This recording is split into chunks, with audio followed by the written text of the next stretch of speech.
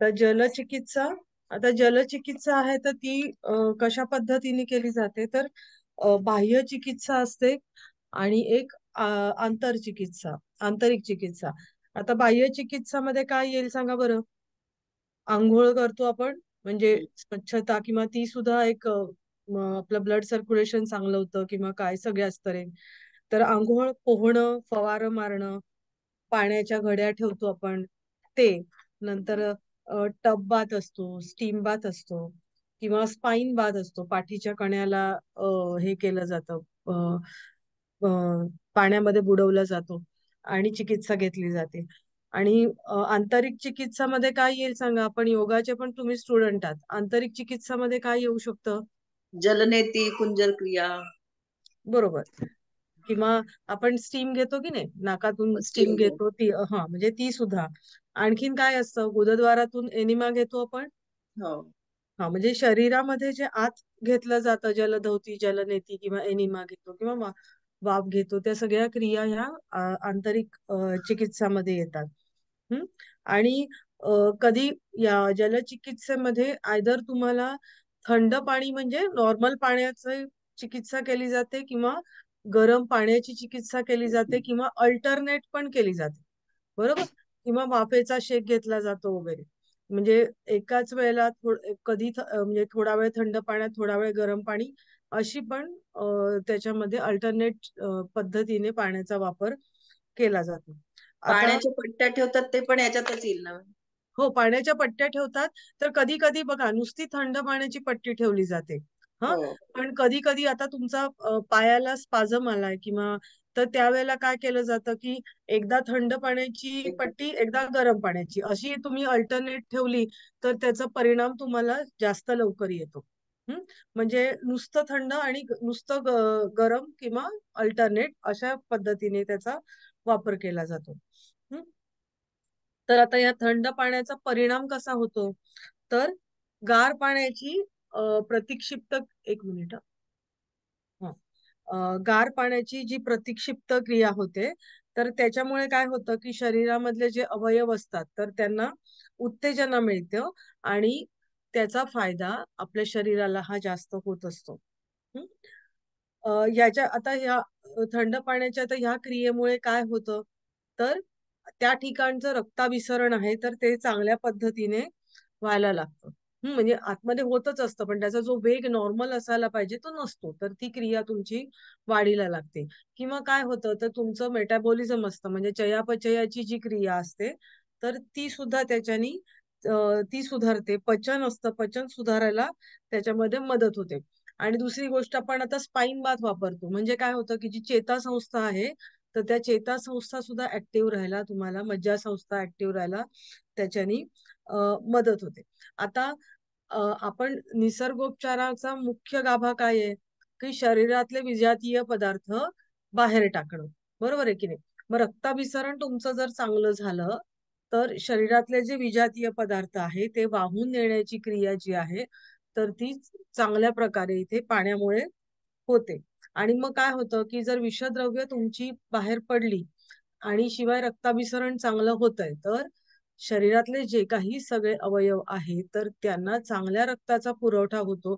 चांगलं रक्त म्हणजे काय तर त्या रक्तामधून जी आवश्यक घटक आहेत जे पोषण करणारे घटक आहेत ते आणि ऑक्सिजनचा पुरवठा तर हा तुम्हाला त्याच्यातून मिळतो आणि त्या अवयवांचं कार्य आहे तर ते चांगल्या प्रकारे व्हायला लागतं. आणि एखादी व्याधी आहे म्हणून आपण ज्या वेळेला ते करतो तर तो व्याधीग्रस्त जो भाग आहे तर तो बरा व्हायला लवकर मदत होते. हम्म. तर अशा प्रकारे आपल्याला थंड पाण्याचा परिणाम झालेला दिसून येतो. आता ज्या वेळेला गरम पाणी आपण वापरतो तर त्यावेळेला काय होतं काय होत असेल मला सांगा. गरम पाणी वापरतो त्यावेळेला शरीराच्या आतमध्ये काय होत असेल. आतमधल्या लेअर वरती काय परिणाम होत असेल. हॅलो. आपले शरीरातील जुनाट जे टॉक्सिन्स असतात ते बाहेर पडण्यासाठी मदत होते. नाही नाही पण त्याच्यासाठी ते तर या क्रियांनी पाण्यानी तर ते होतं आपण मगाशी बघितलं ते थंड पाण्याने पण होतं. पण ज्यावेळेला गरम पाणी आपण ज्यावेळेला वापरतो तर ज्या रक्तवाहिन्या असतात तर त्या प्रसरण पावतात. प्रसरण पावतात. हा. आपण बघा आपण ज्यावेळेला एकदम थंड पाणी पडलं की शरीर आकुंचित होतं आणि गरम पाण्याने ते प्रसरण पावतं. तसं ते रक्तवाहिनी आहे तर प्रसरण पावतात आणि मग त्याच्यामुळे काय होतं की त्यांना एक प्रकारची शिथिलता प्राप्त होते, म्हणजे त्या थोड्या रिलॅक्स स्टेट मध्ये जातात आणि तुमचा रक्तदाब जो आहे तर तो खाली येतो आणि आपल्याला आराम मिळतो. म्हणजे गरम पाण्याचा परिणाम हा अशा प्रकारे होतो. हम्म. आता बाह्य चिकित्सामध्ये आपण बघितलं की त्याच्यामध्ये पाणीपट्टी वापरली जाते, म्हणजे पाण्यामध्ये पट्ट्या ठेवल्या जातात आणि त्या पट्ट्या म्हणजे कापडाच्या ज्या घड्या असतात ना तर त्या वापरल्या जातात आणि जिथे व्याधीग्रस्त अवयव आहे तर त्या ठिकाणी त्या ठेवल्या जातात. आपण आधी पण बघितलं, मातीपट्टीच्या वेळेला पण बघितलं की मातीच्या ने आपल्या कापडाच्या घडीमध्ये माती ठेवून ते ठराविक अवयवावरती ठेवलं जातं. तर हे तसं पाण्याच्या घड्या आहेत तर त्या पाण्यामध्ये बुडवून, कापडाच्या घड्या पाण्यामध्ये बुडवून जिथे व्याधी आपल्याला आवश्यक आहे त्या भागावरती, तो भाग कशा स्वरूपाचा आहे म्हणजे पसरट आहे, थोड्या भागावरती ठेवायचा आहे, त्याच्यानुसार त्याच्या घड्या केल्या किंवा सर्व शरीराला लेप करायचा आहे मग त्याला चादरच पाहिजे. म्हणजे अशा प्रकारे त्या कापडाचा आपल्याला वापर करून घ्यायला लागतो. तर आता आणि या ज्या कापडाच्या पट्ट्या आहेत तर त्या आता सध्या बाजारामध्ये तुम्हाला म्हणजे कुठल्या अवयवाला कुठली पाहिजे तर त्या रेडीमेड पट्ट्या सुद्धा अवेलेबल असतात. आणि आता याच्यामध्ये तर या चिकित्सेमध्ये 3 पट्ट्या वापरल्या जातात. एक कापलेली पट्टी व्याधीग्रस्त अवयवाच्या त्वचेवर ठेवली जातं. मग त्याच्यानंतर ह्या पट्टीवरती पहिल्या पट्टीपेक्षा थोडीशी मोठी तलम कापडाची पट्टी ठेवतात आणि मग त्याच्यावरती काहीशा मोठ्या आकाराचं ब्लँकेट किंवा लोकरीचं वस्त्र याच्यामध्ये ठेवलं जातं. तर 3 लेअर त्याच्यामध्ये असतात की तुम्हाला जो व्याधीग्रस्त भाग आहे तिथे एक, त्याच्यावरती अजून एक आणि त्याच्यावरती लोकरीचं कापड. कारण थंड म्हणजे आपण थंड पाण्याची पट्टी ठेवतोय तर वरून ते लोकरीच्या कापडाने त्याच्यावरती झाकून ठेवलं जातं कधी पण. आता ह्या पट्ट्यांचे आकार, आता छातीवरती जर ठेवायचं असेल तर त्याचं स्पेसिफिकेशन काय आहे मी सांगते. 2.5 इंच म्हणजे 2.5 फूट ते 6 फूट. नंतर पाय, पोटरी, डोकं, त्वचा याच्यामध्ये काय 2.5 फूट ते 2.5 फूट, 2.5 बाय 2.5.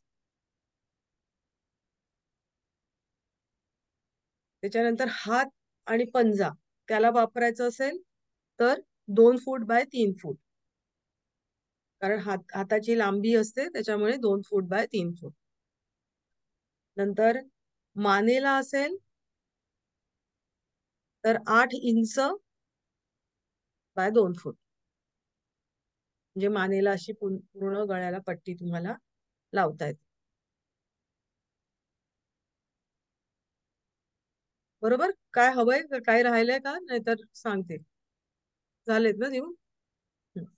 आता ह्या ज्या घड्या आहेत पाण्याच्या तर त्या तुमच्या आवश्यकतेनुसार त्या आयदर पाण्यात बुडवतात किंवा कधी कधी औषधांचे काढे वगैरे असतात तर त्याच्यामध्ये त्या बुडवल्या जातात. आणि म्हणजे आयुर्वेदिक औषधाचे काढे असतात तर त्याच्यामध्ये भिजवून ते त्या भागावरती ठेवले जातात. आता हे जे गार पाणी असतं तर त्याच्यामध्ये त्या पाण्यामध्ये मिसळायला व्हिनेगर किंवा माती, आपलं नॅचरल सॉल्ट असतं ते, किंवा दही वापरलं जातं.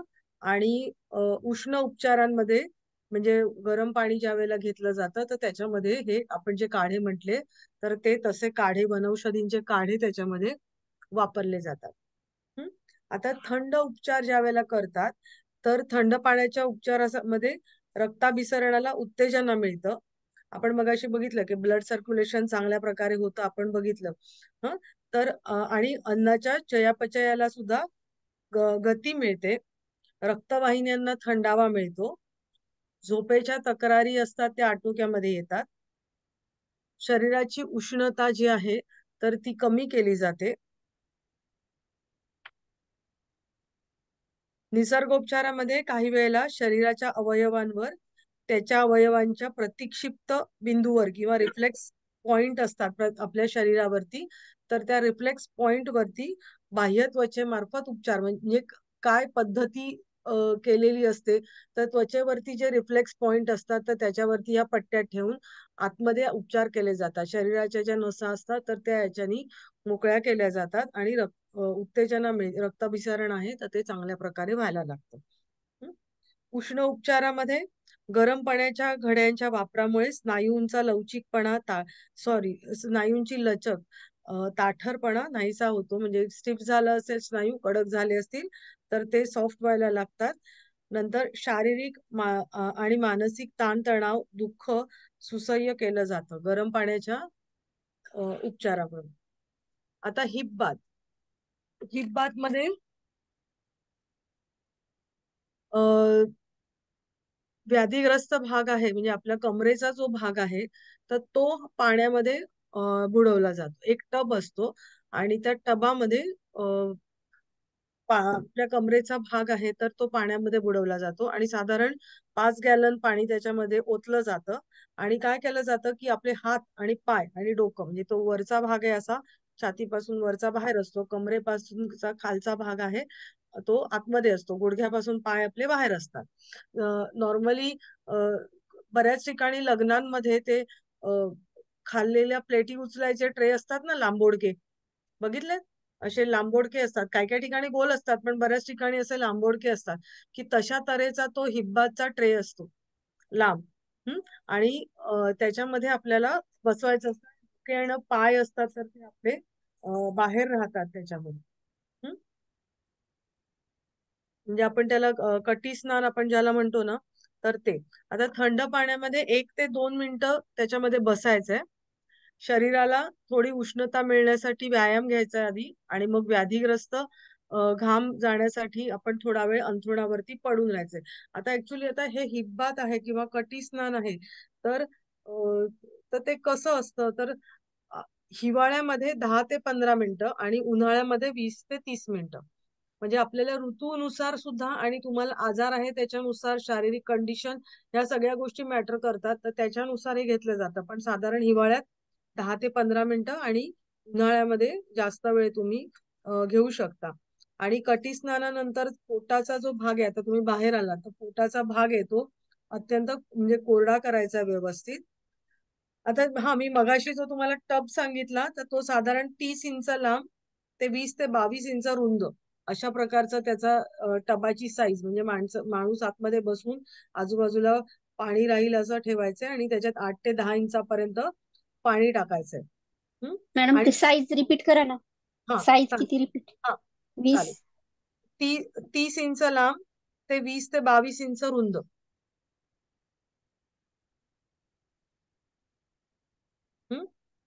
आणि त्याच्यामध्ये 8 ते 10 इंचापर्यंत येईल असं पाणी टाकायचंय. म्हणजे असं मिक्स तुम्हाला सहन होईल असं, म्हणजे आपण काय म्हणूया, नॉर्मल म्हणजे कोमट, अगदी कोमट, म्हणजे एकदम गार, एकदम चिल्ड वॉटर असं नाही घ्यायचंय. जरी कधी कधी नॅचरल वॉटर आपण घेतलं तरी एकदम गार असतं ना, तसं गार नाही घ्यायचंय. नॉर्मल टेम्परेचरचं पाणी आहे ना, तर ते त्याच्यामध्ये प्यायचंय आणि 1 ग्लास गरम पाणी प्यायचंय आणि त्याच्यानंतर त्या टबामध्ये बसायचंय. म्हणजे मग तुमचा शरीराचा मधला भाग आणि तो बेंबीचा खालचा ओटीपोटाचा भाग आहे की आणि मांड्यांचा थोडा भाग, तर तो पाण्यामध्ये बुडलेला असला पाहिजे. तुमचा धडाचा जो मी जसं म्हंटल की छातीपासून वरचा भाग आहे तो आणि पाय तुमच्या टबाच्या तुमच्या बाहेर असायला पाहिजे. आणि कधी कधी काय केलं जातं की तुमचं पोटाचा भाग आतमध्ये असतो की नाही पाण्यामध्ये, तर त्याला असं थोडस हाताने मसाज केला किंवा असं टॉवेलनी मसाज केला जातो, म्हणजे तुम्हाला काय आजार आहे ना त्याच्यानुसार थोडस हात फिरवायला वगैरे असं सांगतात. आता हे जे कटी स्नान आहे तर ते काय तर पोट रिकामं असताना, म्हणजे रिकाम्या पोटीचे कटी स्नान तुम्ही घ्यायचंय. कटी स्नानानंतर अर्धा तास काही खायचं नाहीये.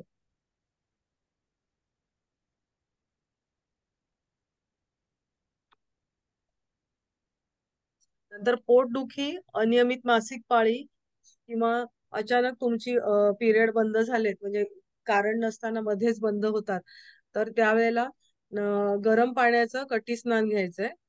आणि गरम कटी स्नानासाठी डोक्यावरती गार पाण्यात भिजवलेला नॅपकिन ठेवायचा आहे. आपण वाफ घेताना वगैरे पण ठेवतात बघा डोक्यावरती, तसं डोक्यावरती गार पाण्याचा नॅपकिन भिजवायचा आहे. आणि अशा दुखण्यात एकदा कधी कधी काय, एकदा थंड एकदा गरम असं लागोपाठ कटी स्नान घेतलं तर फायदा होतो. आणि याच्यासाठी मग 2 टप केले जातात. तर 2 मिनिटं गरम पाण्याच्या टबात बसला तर 1 मिनिटं थंड पाण्याच्या टबामध्ये बसायचं. अशा अशा पद्धतीने ते कटी स्नान तुम्ही घ्यायचंय. ज्या वेळेला गरम आणि थंड पाण्याची या विकारांमध्ये ज्या वेळेला घ्यावं लागतं तर त्यावेळेला.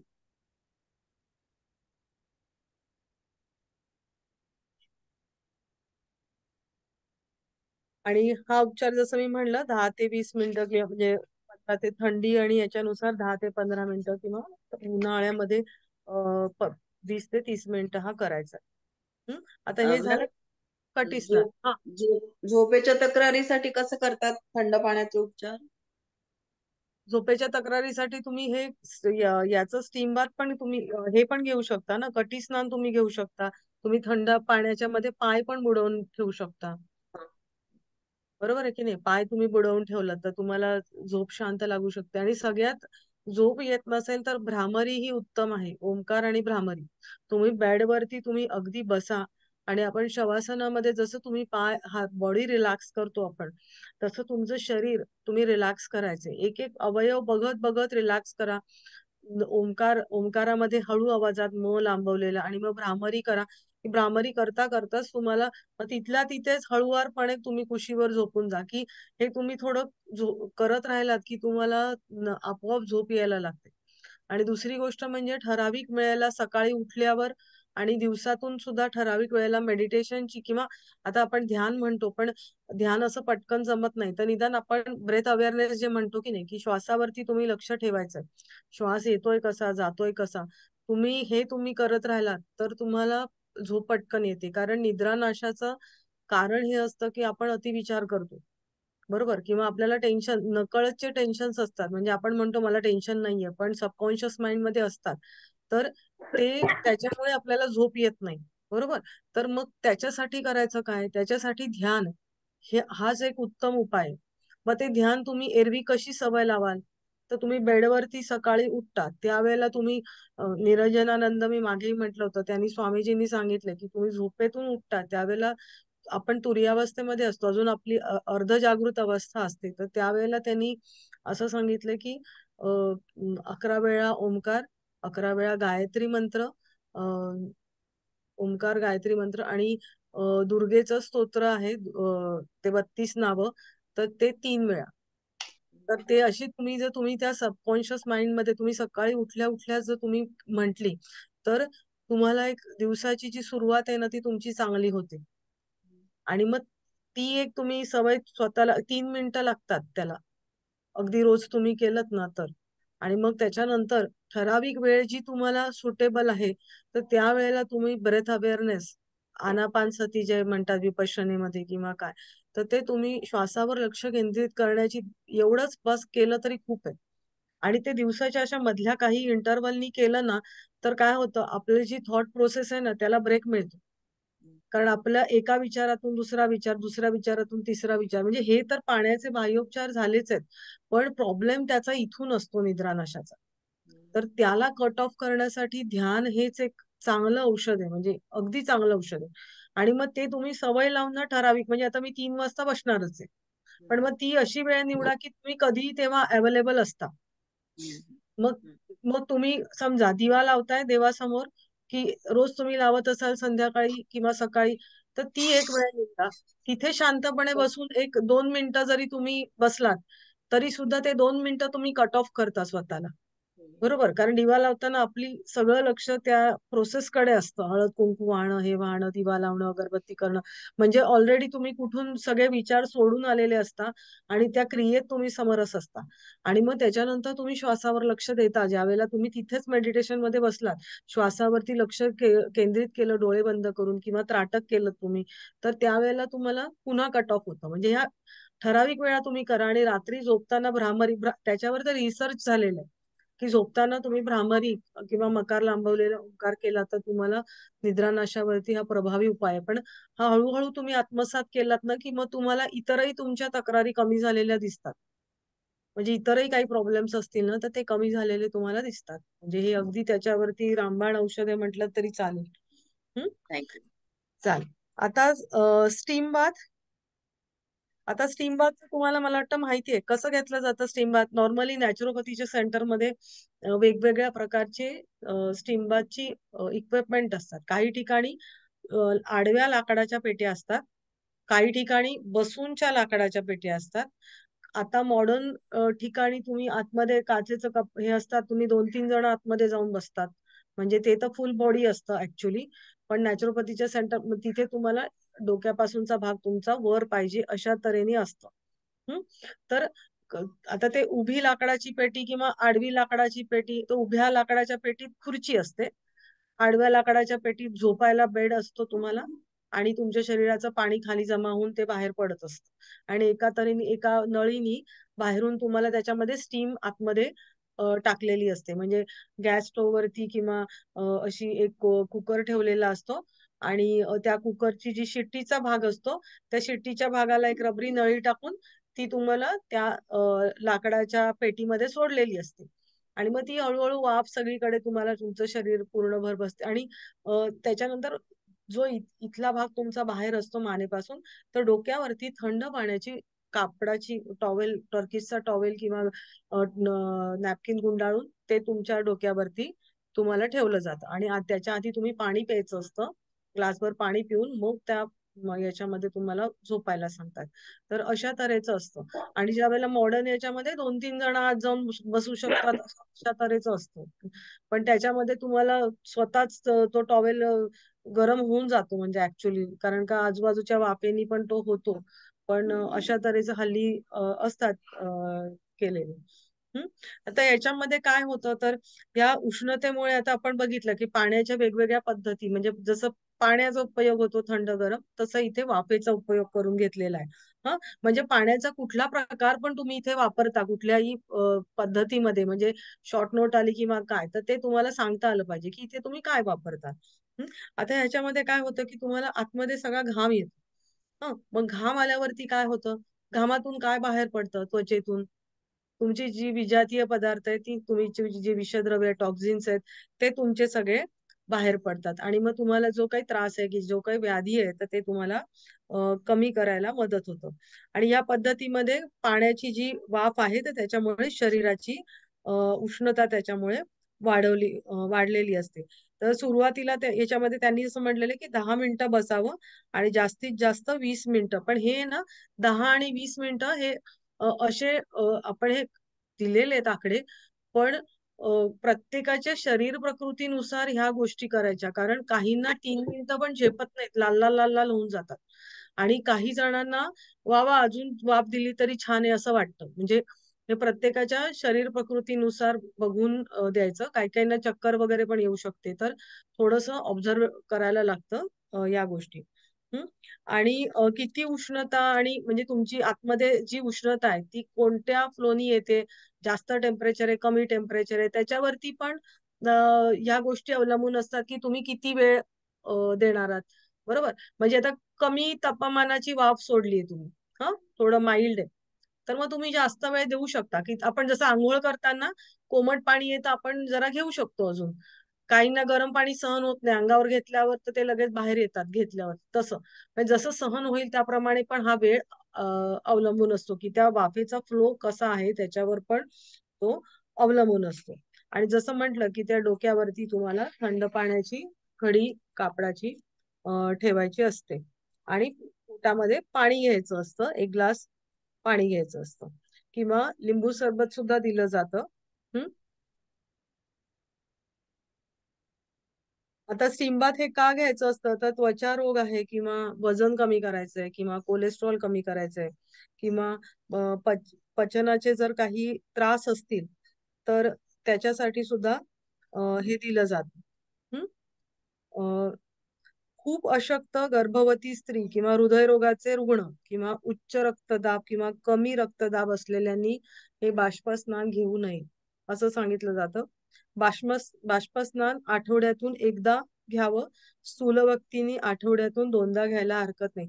आता हे एकदा घ्यावं दोनदा घ्यावं तुम्हाला रोग काय आहे आणि त्याचं स्वरूप काय आहे त्याच्यावरती ते अवलंबून असतं. बाष्पस्नान घेताना चक्कर आल्यासारखं वाटलं तर ही क्रिया लगेच बंद करून ताबडतोब पेटीच्या बाहेर यायचंय आणि मस्तक थंड पाण्याने धुवायचंय आणि थोडा वेळ आडवं पडून राहायचंय. आता याच्यामध्ये काही चिकित्सक असतात तर ते ताप उतरण्यासाठी ते म्हणतात की ताप उतरवायचा आहे तर तुम्ही स्टीम बाथ घेतलं तर फायदा होतो, पण असं नसतं. आपण बघतो की ताप उतरतो तर आपण थंड पाण्याने अंग पुसून काढतो, तर त्यावेळेला थंड पाण्यानेच अंग पुसणं किंवा ते जास्त फायद्याचं असतं. शरीराच्या चयापचयाची गती जसं मी म्हटलं की पचन वाढवायचं असेल, चांगलं करायचं असेल आणि वजन कमी करायचं असेल तर त्याचा फायदा तुम्हाला जास्त होतो. आता गरम पाण्याने म्हणजे पादस्नान ज्याला म्हटलं जातं तर ते पादस्नान, पाद म्हणजे काय तर पाय. तर तुमचे गुडघाभर पाय म्हणजे गुडघ्यापर्यंत दोन्ही पाय बुडतील असं गार पाण्यामध्ये पाय बुडवायचे. 1 ते 2 मिनिटं बसायचे. हं?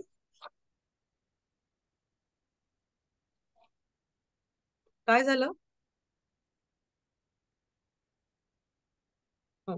शरीराच्या वरच्या भागामध्ये तुमचं रक्त जास्त असेल आणि तर म्हणजे केव्हा करतात तर पाण्याचा या त्यावेळेला हे भाग हे गरम पाण्याचं पादस्नान आहे तर ते जास्त उपयोगाला येतं. आता याच्यामध्ये काय करायचं की कडकडीत पाणी म्हणजे तुम्हाला नॉर्मल आपण सहन करू शकतो त्याच्यापेक्षा जरासं थोडंसं टेम्परेचर जास्त, कारण ते नंतर हळूहळू कमी व्हायला लागतं टेम्परेचर. हा, तर मग ते तुम्ही पाणी घ्यायचंय आणि पाय भाजणार नाही इतपत घ्यायचंय आणि पूर्ण अंगाला एक पांघरुण म्हणजे ब्लँकेट आहे ना ते पांघरून घ्यायचंय. हा, म्हणजे तुम्ही जर इमॅजिन केलं तर कसं आहे की मी समजा तुम्ही खुर्चीवर बसला आहात, तुमचे पाय पाण्यामध्ये बुडलेले आहेत आणि पूर्ण तुम्ही जे आहे तर शरीरावरती तुम्ही ब्लँकेट गुंडाळलेले आणि डोक्यावरती आता जिथे गरम पाणी येतं तिथे तुम्ही लक्षात ठेवायचं डोक्यावरती पाण्याची घडी ही येणारच आहे. डोक्यावरती नॅपकिनची घडी ठेवायची आहे. तर तुम्ही पाय त्या गरम पाण्यामध्ये बुडवले तर डायरेक्ट तुम्ही दोन्ही पाय बुडवायचे का असं आपण नाही बुडवू शकत. मग एक पाय बुडवायचा, मग तो थोडासा सहन झाला की काढायचा, लगेच दुसरा बुडवायचा. म्हणजे एक एक पाय बुडवत असं जरासं त्या दोघांना त्या टेम्परेचरशी पायाला हे करून घ्यायचं म्हणजे काय सहन होईल इतपत आणि नंतर मग थोड्या वेळाने दोन्ही पाय त्याच्यामध्ये बुडवून ठेवायचे. आता ह्या क्रियेमध्ये होतं काय की तुमचं शरीर आहे ते ब्लँकेटने गुंडाळलेले आणि तुम्ही पाय तुमचे गरम पाण्यामध्ये बुडलेले, तर काय होणार मला सांगा बरं, काय होऊ शकतं? हम्म काय होईल? हॅलो. हा बोला. सर्वांगाला घाम येईल मॅडम. हा बरोबर. तर तुमच्या शरीराला ब्लँकेटने गुंडाळलेलं आहे आणि तुमचे पाय बुडवलेले आहेत. तर त्याच्याने येस. काय होतं की पूर्ण शरीराला घाम येतो आणि तुमच्या शरीरातले विजातीय पदार्थ आहेत टॉक्सिक्स ते निघून लवकर जातात. टॉक्झिन्स लवकर बाहेर व्हायला मदत होते. आणि अशा वेळेला ही डोक्यावरची जी घडी आहे ना ती ड्राय व्हायला लागते. तर त्याच्यावरती मधून मधून पाणी शिंपडायचं म्हणजे ते विसरायचं नाही. ते ड्राय होतं आणि जर म्हणजे स्त्रियांसाठी असेल तर त्यांनी काय करायचं की केस कोरडे असले पाहिजे म्हणजे डोक्याला तेल न लावायचं, तेल न लावता त्याच्यामध्ये बसायचे. केसांना तेल नको. आणि मग त्याच्यानंतर आता तुमचा हा प्रयोग संपला की मग काय करायचं की शरीर तुमचं थंड कोरड्या फडक्यानी तुमचं चांगलं पुसून घ्यायचंय आणि कुठलीही गरम पाण्याची क्रिया केली ना की त्याच्यानंतर तुम्ही पडून राहायचं. म्हणजे जसं आपण स्टीम बाथ घेतलं की हा स्टीम बाथ घेतल्यानंतर तुम्ही नॉर्मल वॉटरनी अंघोळ करायची असते हा. आणि चांगलं अंग कोरडं करून घ्यायचं ते सांगायचं राहिलं की ते तुम्ही अगदी हे करायचं म्हणजे नॉर्मल वॉटरने आंघोळ करायची आणि नंतर तुम्ही पंख्याखाली बसायचं नाही. कुठलंही गरम पाण्याचं तुम्ही किंवा थंड पाण्याची चिकित्सा केली तर तुम्ही वाऱ्यावरती जायचं नाही कधी पण आणि आराम करायचा. गरम पाण्याचं वाफ किंवा काय कशाचा शेक किंवा काय घेतलं तर तुम्ही आराम करायचा. हं? हे आधीच्या याच्यामध्ये सांगायचं राहील. आता याच्यामध्ये काय होतं की ज्या वेळेला पाण्यामध्ये आपण पाय ठेवतो तर ते बरेच रक्त हे पायांकडे वाहून येतं. आणि मग त्याच्यानंतर या स्नानानंतर आपण आपले पाय असतात तर ते आपण म्हटलंय की नॉर्मल पेक्षा थोडंसं गरम पाणी आपण याच्यामध्ये घेतलंय तर काय होतं तुमचे पाय थोडेसे लाल होतात. हो की नाही? म्हणजे मग घाबरून जायचं नाही, अरे माझे पाय एवढे लाल झालेत. तर तुम्ही ज्या वेळेला आराम करता त्या प्रोसेसमध्ये काय होतं की ते हळूहळू नंतर नॉर्मल लाईफ येऊन जातात. हं? आणि जर समजा तुम्हाला घाम नाही आला, हं? घाम नाही आला, तर तुम्ही काय करणार? तर ते जे पाणी आहे तुमचं, त्याच्यामध्ये उकळतं पाणी थोडं 3-4 पायले टाका. हं. की मग त्याच्यामध्ये पुन्हा म्हणजे पाण्याची उष्णता वाढेल. म्हणजे हळू-हळू ती पाण्याची उष्णता कमी होऊन जाते ना आणि मग घाम येत नाही. म्हणजे सुरुवातीला तुमचं गरम पाणी आहे आणि काही-काही वेळेला ती लवकर म्हणजे बाहेरच्या तापमानावरती पण ह्या गोष्टी अवलंबून असतात. तर मग ते लवकर गार होऊन जातं. तर मग तुम्ही ना कोणी हेल्पर जवळ ठेवायचा, की गरम पाणी एकदम त्याच्यामध्ये टाकायचं. की मग तो बरोबर म्हणजे आतून घाम येणं जे आहे ना, ती महत्वाची गोष्ट आहे, की त्याच्याने तुमचे टॉक्सिन्स कमी होतात. आणि जसं बाष्पस्नानामध्ये मी म्हटलं, की चक्कर येऊ शकते, तर ह्याच्यामध्ये सुद्धा तुमचं बीपी डाऊन होऊ शकतं. रक्तदाब तुमचा कमी होऊ शकतं. तर त्याच्यामुळे कधी-कधी चक्कर आल्यासारखं वाटतं. पण त्यावेळेला घाबरायचं नाही. बाहेर यायचं, अंग पुसायचं, चांगलं पाण्याने टॉवेलनी पुसून घ्यायचं अंग आणि आडवं पडायचं. तर म्हणून मग काय, की अशक्त व्यक्ती, गर्भवती स्त्रिया किंवा रक्तदाबाचा विकार असेल, तर त्यांनी हे पादस्नान घ्यायचं नाही. कारण गरम पाण्याचं स्नान आहे. पादस्नान ते घ्यायचं नाही. कारण का ते तसं जर घेतलं तर म्हणजे ऑलरेडी तुमचं बीपी डाऊन होतं, तर त्यांचं अजून बीपी डाऊन होईल. हो की नाही? म्हणून मग त्याच्यानी त्यांनी घ्यायचं नाही. ते आता कोणी पंचकर्म केलेले आहेत ना तुम्ही? मग हो. पंचकर्मामध्ये काय कशा पद्धतीने वाफ आता स्टीम बाथ एक प्रकार बघितला आणि अजून काय कशा प्रकारे घेतली जाते वाफ? आता समजा पाय दुखतोय, तर मग कशा प्रकारे वाफ घेतली जाते? हॅलो. हां, पाण्याच्या ते पट्ट्याला कुकर, दिलं. आपलं जे कुकर असतं ना त्याची शिट्टी बाजूला काढून त्याला पाईप लावतात आणि त्या पाईपाने दुखणाऱ्या भागावर तेल लावून बरोबर. मग त्याच्यावर वाफ घेतात. बरोबर, बरोबर. तो कुकर कुकर असतो. कुकरचा जो वरची बोंडी असते त्याच्यावरती रबरी ट्यूब लावली जाते. गॅसची नळी असते आपली तशी आणि मग ती ती त्याला जोडली जाते आणि मग त्याच्यानंतर तुमचा जो दुखरा भाग आहे, तर आता त्या कुकरमध्ये निरगुडीचा पाला किंवा असं काय-काय औषधी वनस्पती टाकलेल्या असतात आणि मग त्याची जी वाफ आहे, तर तुमचा जो भाग दुखतो आहे, तर त्या ठिकाणी त्याचा वाफ म्हणजे लांबून अशी ती तुम्हाला सोडली जाते. म्हणजे तशा प्रकारचा गरम पाण्याचा फवारा किंवा शेक तुम्हाला दिला जातो. हं. आणि म्हणजे आता हे कशासाठी पोलिओ, निद्रानाश किंवा स्नायूचं काठिण्य किंवा सांधेदुखी अशा अशा ज्या चिकित्सा आहे, तर त्याच्यामध्ये हा गरम पाण्याच्या वाफेचा फवारा किंवा तो दिला जातो. म्हणजे लोकल जिथे वाफ द्यायची म्हणजे पूर्ण शरीराला गरज नाहीये, एवढ्या-एवढ्या स्नायूंनाच द्यायचंय.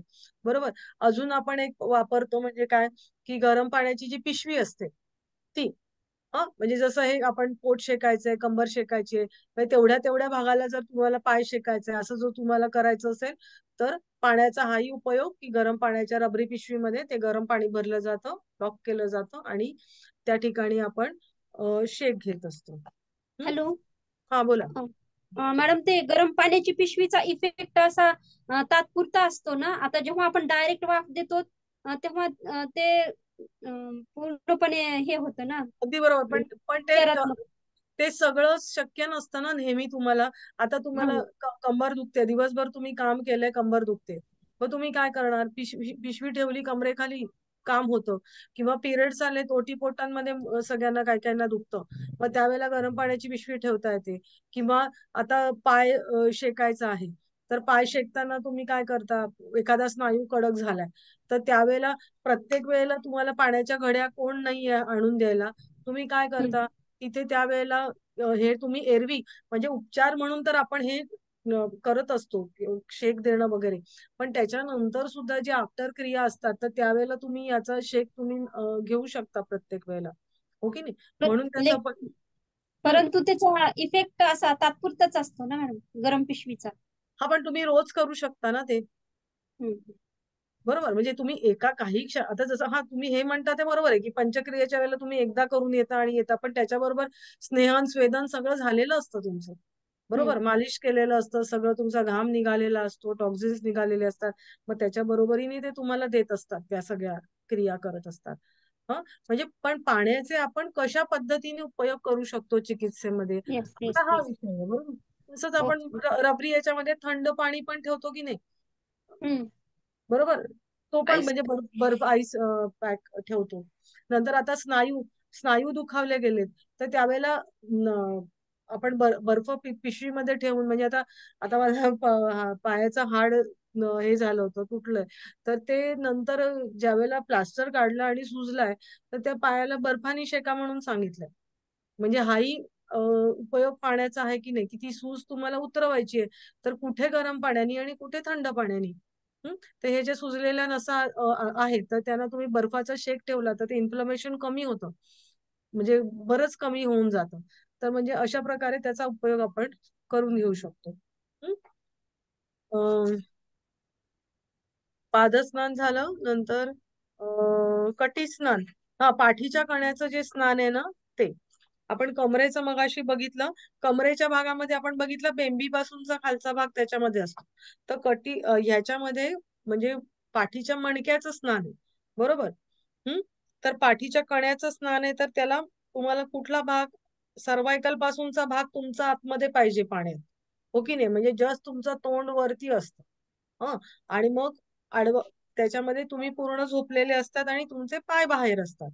म्हणजे तुम्ही इमॅजिन केलं तर तुम्ही झोपलेले आहात, जस्ट तुमची मान टिल्ट आहे आणि पाय तुमचे त्या टबच्या बाहेर आहेत.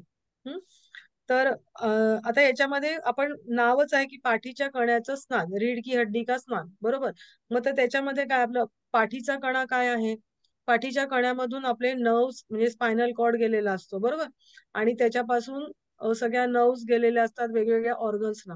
मग त्याचं कार्य तुमचं चांगलं राहिलं तर शरीराचं कार्य चांगलं राहतं. म्हणजे पाठीचा कण्याचं कार्य, पाठीचा कणा मेन आहे शरीराचा, की तो चांगला असेल तर तुमचं शरीराचं कार्य तुमचं चांगलं राहतं. मग त्याला रिलॅक्स होण्यासाठी त्याच्यातलं इन्फ्लमेशन आहे तर ते तुम्ही कमी करायचं असेल, कारण तिथूनच सेन्सरी आणि मोटर नर्व्ह जात असतात. म्हणजे तुम्हाला संदेश आणणं आणि संदेश पोहोचवणं हे जे मेंदू काम करतो, पण तिथून त्या नसा आहेत त्या सगळ्या पाठीच्या कण्यामधून गेलेल्या असतात. तर त्याला बल देणं, त्याला पुष्टी देणं, त्याला उत्तेजना देणं, तर त्याच्यासाठी ह्या सगळ्या क्रियांसाठी याचा लाभ होतो. आता याच्यासाठी लागतं काय, तर एक मोठा टब, एक टॉवेल आणि आपल्याला तुम्हाला डोकं आतमध्ये ठेवायला एक म्हणजे पिशवी अशी लागते की मान अशी ठेवण्यासाठी, कारण इतका वेळ तो मान धरून ठेवायला लागतो. आता ह्या एक लंबच म्हणजे आयताकार तुमचा असा एक टब त्याच्यामध्ये असतो की तुम्ही झोपू शकाल असा. आणि तो वरून रुंद आणि खाली अरुंद असतो, म्हणजे तो थोडासा अशा प्रकारचा असतो. म्हणजे चौकोन, अगदीच चौकोन म्हणला तर सरळ त्याच्या किनारी येतात ना, तर त्या सरळ नसतात, त्या थोड्याशा अशा अशा असतात, टिल्ट झालेल्या असतात. कारण का, इकडे पाय तुमचे बाहेर येणार असतात आणि इथे मानेला आधार देऊन तुमचं डोकं अशा प्रकारे तुमचं ठेवलं जातं त्याच्यावर रेस्ट करून. म्हणजे वरून रुंद असतो आणि खाली अरुंद असतं. आणि ह्या टबामध्ये 2-1 इंच खाली पाणी भरायचं. आणि मग हे पाणी भरलं की या टबाच्या बाहेर तुमचे पाय राहतील आणि बाकीची पाठ म्हणजे मानेचा हा एवढा भाग आहे. आता तुम्ही जरी चिन म्हटली तरी सुद्धा इथे जर मागे बघितलं तर 2-1 मणके तुमचे वरच राहतात. कारण आपला हा मेड्युला ऑब्लॉंगेटा आहे, त्याच्या खालून खालून लगेच तुमचे मणके सुरू होतात कवटीच्या खालून. बरोबर, मागच्या बाजूने. तर तुम्ही चिन म्हणली तरी सुद्धा हे वरचे 2 मणके बाहेर राहतात आणि बाकीचा मानेचा सगळा भाग त्याच्यामध्ये आतमध्ये बुडवला जातो. कारण तुम्ही जर आडवं केलं तर तुमच्या नाकातोंडात पाणी जाणार. बरोबर, तर मान सरळ ठेवतो त्यावेळेला 2-1 मणके वरती राहतात तुमचे. आणि मग त्याच्यानंतर तुमचं बाकीचं आणि मग आता तुम्ही आतमध्ये झोपलेला आहात तर त्या टबाला वरून घोंगडीने झाकलं जातं. त्याच्यामुळे काय होतं की बाहेरची जी ब्लँकेट टाकलं जातं त्यामुळे बाहेरची हवा आहे तर ती आतमध्ये येत नाही. आता हे पण याचा पिरियड पण आधी जसं म्हटलं तसंच, की थंडीमध्ये करायचं असेल तर 10-15 मिनिटं आणि उन्हाळ्यामध्ये करायचं असेल तर 20 ते 30 मिनिटं, 15 ते 20 मिनिटं अशा प्रकारामध्ये. हं? आता जर तुमच्याकडे टब नाहीये तर तुम्ही काय कराल? तर तुम्ही जमिनीवरती झोपायचं. म्हणजे आता प्रत्येक वेळेला ज्या वेळेला कधीही अ, चिकित्सा दिली जाते त्यावेळेला आधी ब्लँकेट अंथरतात, त्याच्यावर एखादी चादर अंथरतात. हं. आणि मग आता तुमचा पाठीच्या मणक्याला तुम्हाला द्यायचंय. तर थंड पाण्यामध्ये टॉवेलची म्हणजे आता एखादं फडकं असेल हे असं, तर त्याचा पूर्ण अशी घडी केली जाते आणि ही अशी घडी बरोबर तुमच्या त्या मणक्याच्या खाली ठेवली जाते. बरोबर? आणि मग ती ओली म्हणजे चांगली ओली केली जाते आणि ती मणक्याच्या खाली ठेवायची बरोबर म्हणजे त्याच्यावरती मधला भाग आपला आला पाहिजे. हं? आणि मग थोडासा तुमची मान थोडीशी वर ठेवायची त्याच्यावरती कारण का इथून आपण पूर्णपणे द्यायचं असेल तर थोडीशी मान वर ठेवायची आणि पूर्ण शरीर पुन्हा वरून आपण घोंगडीने झाकून घ्यायचं. म्हणजे अशा तऱ्हेने तुम्हाला हे देता येतं. जर तुमच्याकडे टब नसेल आणि तुम्हाला पाठीच्या मणक्याला जर तुम्हाला द्यायचं असेल तर. तर अशा प्रकारे पाठीच्या कण्याला स्नान दिलं जातं. आणि आता गरम पाण्याचा ओला आणि कोरडा शेक जसं तुम्ही म्हटलं की वाफेनी तुम्ही देऊ शकता किंवा पाण्याने देऊ शकता. गरम आणि थंड पाणी. गरजेनुसार एकदा गरम एकदा थंड अशा प्रकारे. म्हणजे वाफ असेल तर वाफेनी किंवा पाणी असेल तर पाण्याने. हं? किंवा गरम पाण्याची पिशवी आपण जसं म्हटलं ती रबरी पिशवी असते घरी, तर एक थंड पाण्याने भरायची, एक गरम पाण्याने भरायची. आणि मग थंड गरम पाण्याने अल्टरनेट तुम्ही शेक देऊ शकता. अगदी तुमचे पाय वगैरे दुखत असतील तर अंघोळ कर म्हणजे हा नॅचरली नेहमी आपण करू शकतो. अंघोळ करताना सुद्धा एक थंड पाण्याने जर बादली भरली आणि गरम पाण्याने बादली भरली, तर एकदा पाय याच्यामध्ये, एकदा पाय त्याच्यामध्ये किंवा अशा प्रकारे ठेवू शकतो. किंवा शॉवर असेल, तर एकदा थंड पाण्याचं, एकदा गरम पाण्याचं असं तुम्ही शॉवरनी ठराविक भागावरती तुम्हाला द्यायचं असेल, तर तुम्ही तसं पण तुम्ही करू शकता.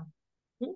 म्हणजे हॅलो हां, बोला. मॅडम, हे गरम आणि थंड पाण्याचा जो शेक आहे किंवा स्नान वगैरे करणं हं. म्हणजे नॉर्मली व्यक्तींना चालतं का कोणत्या आजारासाठी नॉर्मली खास? नाही, नाही. नॉर्मली व्यक्तींना आता हे बघा, हे कधी कधी देतो आपण, की तुमचा एखादा स्नायू स्टिफ झालाय, कडक झालाय, आपले पाय दुखतात आहेत.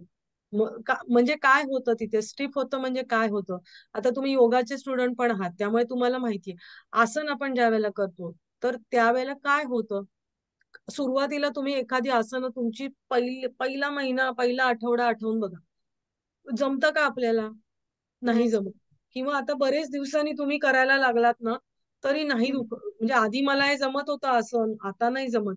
शरीरामध्ये काही बदल होत असतात. पण का नाही जमत? तर तुमच्या मसल्समध्ये तुमचं लॅक्टिक ॲसिड साठायला लागतं, बरोबर? आपण एखादी क्रिया करतो, तर त्याच्यानी तुमचं लॅक्टिक ॲसिड साठायला लागतं. मग ते साठायला लागलं, की मग ते मसल्स आहेत ना, ते रिस्पॉन्स देत नाही तुम्हाला.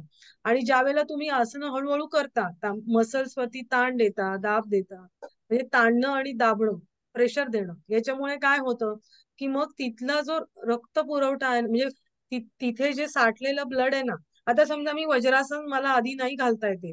पण वज्रासनामध्ये आता पोटऱ्या दाबल्या जातात, मांड्या दाबल्या जातात. सुरुवातीला आपण उशी घेऊन बसतो, काही घेऊन बसतो. मग नंतर हळू जमायला लागतं. म्हणजे काय झालं ऍक्च्युली सांगा बरं मला? तर ते पोटऱ्यांवरची किंवा तिथे जे कडकपणा आलेला आहे, तो आपला मऊ होतो, हो की नाही? मग तो मऊ कसा होतो? तर एकतर आपण रोज करतो. दुसरी गोष्ट तर रोजचा परिणाम काय असतो, की तिथे जे कडकपणा आलाय का, तर लॅक्टिक ऍसिड साठलेलं आहे, तर ते प्रवाही होतं. हां, म्हणजे काय? मग ते ब्लड सर्क्युलेशन तिथे होतं की नाही? मग रक्त प्रवाही होतं, रक्ताबरोबर ते पण निघून जायला लागतं आणि रोज मग ते कमी होतं आणि मग हळू मसल्सची इलॅस्टिसिटी, टोन सुधारतो, चांगलं व्हायला लागतं. हं, एखादा कडकपणा आला. आता आपण कधी आसन करताना आपल्याला स्पाझम येतो. हां, कडकपणा म्हणजे एकदम दुखायला लागतं. अरे बापरे! आणि मग त्यावेळेला काय करायचं असतं? सांगा बरं काय करायचं असतं? म्हणजे वात आल्यास, क्रॅम्प्स आल्यास का मॅडम? हां, क्रॅम्प आलाय तुम्हाला, तर काय करता म्हणजे तुम्ही? आपण ती आसन स्थिती सोडून पटकन पाय सरळ करतो किंवा नॉर्मल पोझिशन मध्ये येतो. हां, तर ते नॉर्मल त्याच्यापेक्षा प्रभावी उपाय काय माहितीये? आसन तर सोडतो आपण. पण हम्म. त्याच्यापेक्षा प्रभावी उपाय काय? की तुम्ही श्वास घ्यायचा. तिथे काय झालेलं असतं, की तुमच्या क्षमतेच्या बाहेर काहीतरी ताणलं गेलंय, त्यामुळे तो स्पाझम आला. मग स्पाझम आलाय म्हणजे काय, की तिथे ते लॅक्टिक ऍसिड जमा झालंय. बरोबर. मग तिथे काय होतं, तर तुम्ही श्वास घेतला, दीर्घ श्वास घेतला आणि तुम्ही इमॅजिन करायचं की मी घेतलेल्या श्वासातून तिथे ऑक्सिजन पोचलाय. आणि ऍक्च्युली प्रोसेस काय असते, की तिथे ऑक्सिजनचा पुरवठा गेला की ते स्पाझम कमी होतं. बरोबर. मग तुम्ही ज्या वेळेला दीर्घ श्वास करता आणि तुमचं लक्ष तिथे केंद्रित करता, तर तो लवकर तिथे पोहोचण्याचं काम होतं. तिथे ऑक्सिजन पोचतो, ब्लड सर्क्युलेशन होतं आणि थोड्या वेळाने तो स्पाझम तुमचा जातो. हो की नाही. आपण का आसन सोडतो, की ती आसनाची ताणलेली स्थिती आहे ती सोडली की आपोआप मग ते तुम्हाला बरं वाटायला लागतं. त्याच्या मागचं रिझन हे असतं. तर मग ते हा जो कडक इथे इथे आपण जे गरम पाण्याचा थंड पाण्याचा शेक घेतोय, तर तिथे हवंय काय आपल्याला, ब्लड सर्क्युलेशन नीट होणं. मग त्याच्यासाठी एकदा गरम एकदा थंड केलं की आतल्या ज्या नसा आहेत त्या आकुंचित आणि प्रसारित पावतात आणि मग तिथला ब्लड फ्लो चांगला व्हायला लागतो आणि मग तुम्हाला बरं वाटायला लागतं. तर नॉर्मल केसमध्ये सुद्धा आपण थकतो, काहीतरी कडकपणा आलाय असं वाटतं किंवा काय, तर त्यावेळेला तुम्ही हे करू शकता. मॅडम मला असं विचारायचंय की हा गरम आणि थंड पाण्याचा शेक पर्टिक्युलर एखाद्या आजारासाठी घेतात का नॉर्मल व्यक्ती घेतात असं? म्हणजे समजा एखादा व्यक्ती आजार आजारी आहे हे तर बघा तसं नाही. हे बघा संधिवात आहे किंवा काय, पण संधिवातामध्ये सुद्धा काहींना थंड पाणी झेपत नाही. पण हम्म. थोड्या वेळासाठी घेतलं आणि मग गरम पाणी टाकलं, थोड्या वेळासाठी घेतलं आणि गरम पाणी टाकलं की त्याच्याने ते गरम, मग म्हणून मग त्यांना झेपेल इतपत मग तुम्ही कापडाच्या घड्या ठेवल्या तर त्या त्यांना जास्त सोसवतात. बरोबर आहे. हा. पण मग हे नॉर्मल व्यक्तींना म्हणजे जे ज्यांना सोसू शकतं त्यांना हे थंड गरम पाणी तुम्ही वापरू शकता, की ज्यांची हाडं कडक कडक झाली आहेत, मसल स्टिफ झालेले आहेत, तर त्यांच्यासाठी तुम्ही हे वापरू शकता. म्हणजे संधिवातासाठी काही तर तुम्ही जणांना नॉर्मल व्यक्तींना गरजच पडत नाही ना, नॉर्मल साधं पाणी घेतलंय तरी बस होतंय ना, तुम्ही जर हेल्दी आहात तर. हो की नाही. पण नॉर्मल व्यक्तींना सुद्धा कधीतरी थकल्यासारखं वाटतं, कधीतरी वाटतं ना त्या गोष्टी, मग त्यावेळेला हे करता येतं तुम्हाला. याच्याने होतं काय, रक्ताभिसरण चांगलं होतं. ज्या आजारामध्ये रक्ताभिसरण व्यवस्थित होण्याची गरज आहे, तर त्या आजारामध्ये ते म्हणजे उपयोगाला येत. मला म्हणजे संधिवातामध्ये एक जणांनी सांगितलं होतं की तुम्ही थंड आणि गरम पाण्याने स्नान करा. बरोबर. मग आयुर्वेदिक डॉक्टरकडे गेल्यानंतर त्यांनी म्हणले नाही असं हे बंद करा आणि फक्त गरम पाण्याने स्नान करा असं सांगितलं मी गेलं. तुम्हाला तेच सांगितलं मगाशी, की संधिवातामध्ये थंड पाणी सोसवत नाही. बरोबर. हा. मी म्हटलं ना मगाशी, याच्यामध्ये तुम्ही एकच गोष्ट जर म्हटली ना, पॅथी बदलली ना, की त्याचे विचार थोडेफार बदलतात. हा म्हणजे आता नॅचरोपॅथी तुम्हाला डॉक्टर सांग म्हणले की ऐका करा. ऐक निसर्गोपचारामध्ये लिंबाला देहाची केरसुणी म्हटलेलं आहे, की हा सकाळी येस. तुम्ही पाण्यामध्ये लिंबू गरम कोमट पाण्यात लिंबू पिळून घ्यावं. आता हे आयुर्वेद म्हणणार की ज्यांना वाताचे विकार आहे त्यांनी नाही घ्यावं. बरोबर. मग आता तुम्ही काय कुठे फॉलो करायचं आणि काय आपण जे शिकतोय त्याच्यातच आपण आता पेपर लिहायचा आहे तर आपण त्या दृष्टीनेच विचार करायचा आहे. पण आयुष्यामध्ये म्हणजे माझं तंत्र असं आहे की आयुष्यामध्ये तुम्हाला कुठल्या गोष्टींनी बरं वाटतंय आणि लवकर बरे होताना ते तुम्ही, वेळ पडली तर ॲलोपॅथी, आता माझं पायाचं हाड तुटलंय तर मला ॲलोपॅथीच पाहिजे. पाय जोडून घ्यायला पाहिजे. बरोबर. आणि मला त्यावेळेला पेन कमी करायचंय तर मला थोड्या पेन किलर आयदर मी सहन करेल आणि नाही सहन झालं तर मला पेन किलर ठराविक डोस घ्यायलाच पाहिजे. हं. पण मग त्याच्यानंतर मग मी गरम थंड पाणी करते. बरोबर. म्हणजे किंवा आता तुम्हाला एखादा आजार आहे तर तुम्ही होमिओपॅथी घ्यायचंय की काय घ्यायचंय हा तुम्ही विचार करायचा. कळलं. कुठे कुठली पॅथी आपण उपयोगात आणायची आहे ना, हे आपण तारतम्याने एकात्म चिकित्सा पद्धती उपयोगात आणायची आणि त्या चिकित्सेने कुठल्या चिकित्सेने आपल्याला फायदा होणार आहे ते बघायचं असं मला वाटतं. कारण ओके. प्रत्येकाच्या प्रकृतीनुसार त्यांना लवकर फायदे मिळत असतात आणि विश्वासानुसार सुद्धा. तुमचा विश्वास असेल तिथे लवकर फायदे मिळतात. असं पण येस. आहे. हं? थँक्यू. Okay okay. ओके. आता जलनेती वगैरे आपल्याला ह्याची म्हणजे वमन जलनेती याची गरज आहे का सांगायची? नाही मॅडम. हं? नाही माहिती. माहिती आहे ना. हा. म्हणजे आता जलनेतीमध्ये मला सांगा, किती पाण्यामध्ये किती मीठ टाकलं जातं प्रमाण? 1 चमचा 1 लिटर पाण्याला 1 चमचा. बरोबर. 1 लिटरला 9 ग्रॅम साधारण पाणी, म्हणजे 1 चमचाभर, 1 टेबल स्पून, टीस्पून नाही, टेबल स्पून, 9 म्हणजे 1 लिटरला साधारण 9 ग्रॅम असं तुम्हाला पाणी द्यायला लागतं, प्यायला लागतं. हं? आता सर्दीवरती वगैरे हे अगदी चांगलं आहे. किंवा जलनेतीनी तुमचं कपालशोधिनी म्हटलेलं आहे त्याला. म्हणजे काय की तुमची दृष्टी पण चांगलं त्याच्यामध्ये होते. म्हणजे हठप्रदीपिकेमध्ये त्यांनी म्हटलेलं आहे, सतेज होतं, नाक चोंदलं जाणं, किंवा इथे जे सायनसेस आहेत तर ते सगळ्या सायनसेस मधून तुमचं जे साठलेलं, नॉर्मली ज्यांना सर्दी सारखी सारखी होत असते ना, तर इथे लॅक्रिमल याला आणि इकडे जे सगळे सायनसेस असतात तिथे ना, तो म्युकस सिक्रेट होतो आणि तो तिथे राहतो. आणि तर तो तिथून प्रवाही होण्यासाठी तुम्हाला या जलनेतीचा खूप फायदा होतो. आणि कारण जलनेती नंतर आपण कपालभाती करतो, बरोबर, मग ते कपालभातीमध्ये पण ते आतलं जे पाणी आहे ते सगळं बाहेर येतं. तर अशा प्रकारे त्याचा जलनेतीचा फायदा. नंतर वमनासाठी सुद्धा हॅलो सेम. मॅडम, हा. एक विचारायचं होतं जलनेतीमध्ये. हम्म. जलनेती करण्यापूर्वी आपण पहिल्यांदा असं बोट लावून पाहायचं की कोणती नाही. नासापुटा चालू आहे, आणि जी चालू आहे उजवी आहे का डावी आहे, मग ज्याच्यातून श्वास चालू आहे त्याच्यानी घ्यायचं का जे बंद आहे त्याच्यानी हे घ्यायचं? बघा, ऐका, जी चालू आहे त्याच्यानी पटकन येतं. तुम्हाला हा, एक्झामला करायचंय ना, कन्फ्युजन होतं ऐका, माझ्या मनात. एक्झामला करायचंय की नाही, एक्झामला कसं असतं, एक तरी तुम्ही करून दाखवली तर तुम्हाला मार्क मिळतात, बरोबर. हम्म. रोज करायची झाली तर दोन्ही मधनं करायचंय तुम्हाला, दोन्ही हा. मधनं यायला पाहिजे पाणी. एकातनं लवकर येईल, एकातनं कमी धार येईल. जी जी जी श्वास, जो स्वर चालू आहे तुमचा, स्वर म्हणतात त्याला, तर जो हा. स्वर तुमचा चालू आहे त्याच्यातनं पटकन येणार, हो की नाही. कळलं, करायचं दोघींमधनं आहे, असं काही नाहीये की त्याच्यातनं दुसरीतनं नाही करायचंय, दोघी बाजूनी करायचं आहे फक्त. म्हणजे हा, आणि काही काहींचा सेप्टम म्हणजे नेझल सेप्टम म्हणजे नाकाच्या मधलं जे हाड आहे, आता नॉर्मली याचा फायदा कोणाला होतो की ज्यांना वारंवार सर्दी होते त्यांना. पण आता हे बघा, नाक साफ करताना हे असं असं असं धरलं जातं नाक. आता हे सारखं असं धरून धरून काय होतं, मी आता राईटी आहे तर माझं इकडे जाणार, लेफ्टी असेल तर त्याचं नाक सारखं असं करून ना नाकाचा शेंडा त्यांचा वाकडा झालेला असतो. हा आतला जो नेझल सेप्टम आहे ना तो डेव्हिएट म्हणजे थोडासा वाकडा झालेला असतो. आणि मग त्याच्यानी काय होतं, त्याच्यानी एक नाकपुडी त्यांचा स्वर कायमच कमी असतो त्यांचा, बरोबर. तर मग अशा वेळेला तिथून पाणी येणं कठीण असतं जरासं. मग अशा वेळेला रबर नेती करतात की नाही, तर रबर नेती कसं नाकातून टाकून म्हणजे तोंडातून आपण नाकातून टाकतो आणि तोंडातून काढतो, तर ते थोडंसं घर्षणाने आहे ना, ती नाकपुडी मोकळी होत जाते रबर नेतीने केलं तर.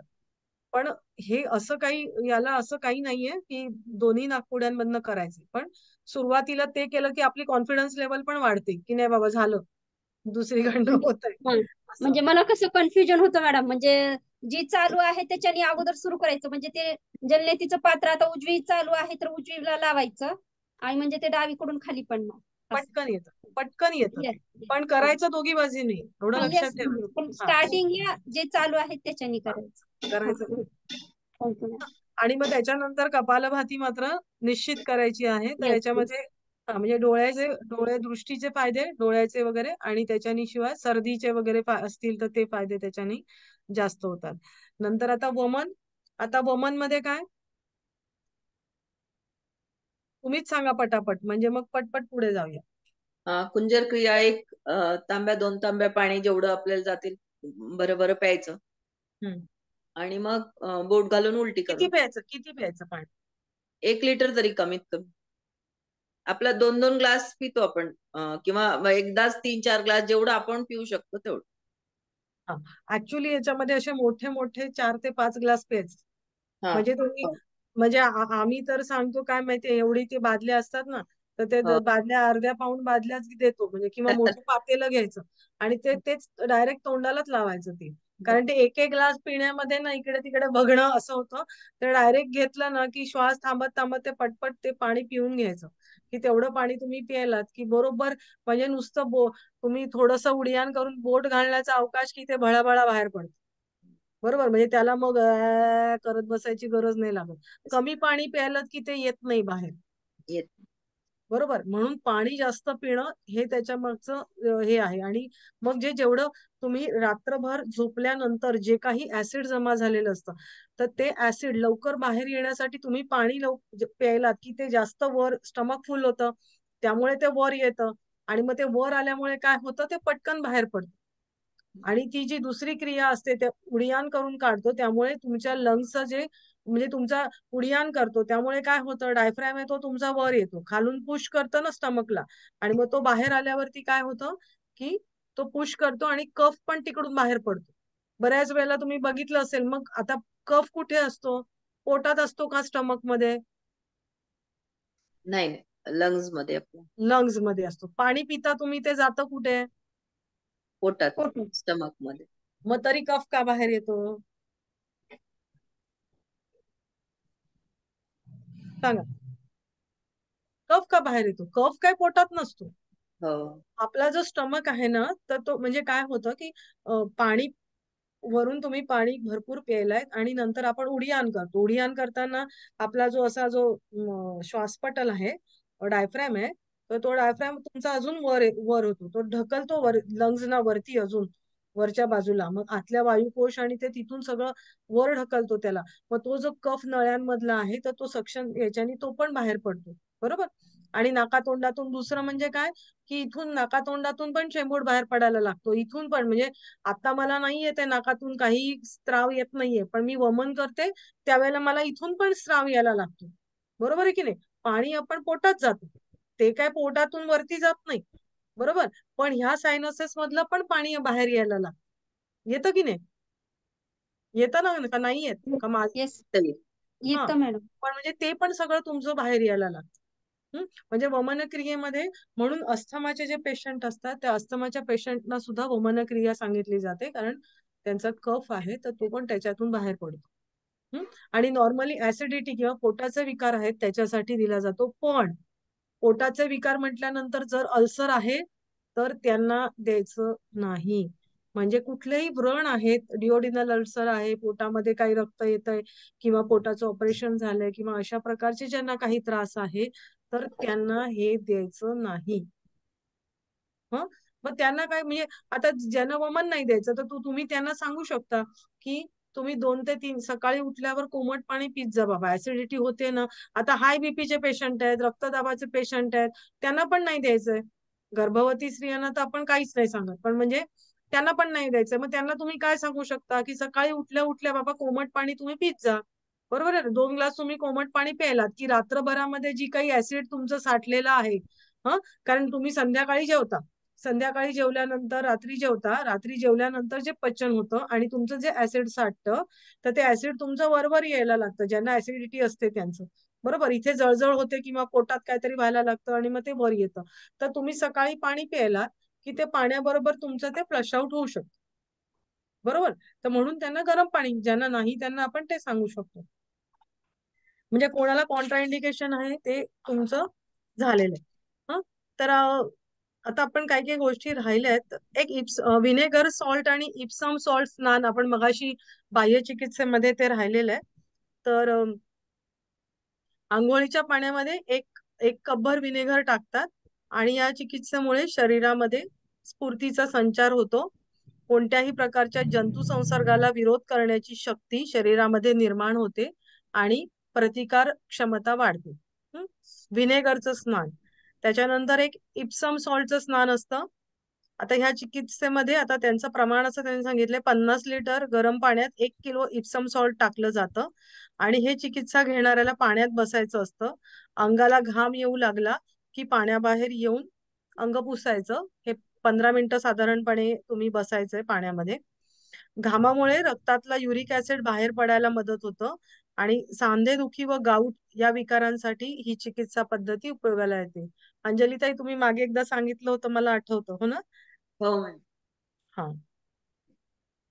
नंतर आणि घर्षण स्नान एक असतं.